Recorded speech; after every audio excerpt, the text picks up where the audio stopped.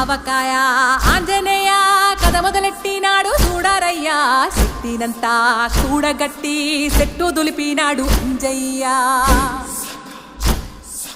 ఎర్ర ఛాయ కోతి అవతార వెంటమాయ కత్తి సేత పట్టకుండా కాయ కోసినాడు కపిలయ్య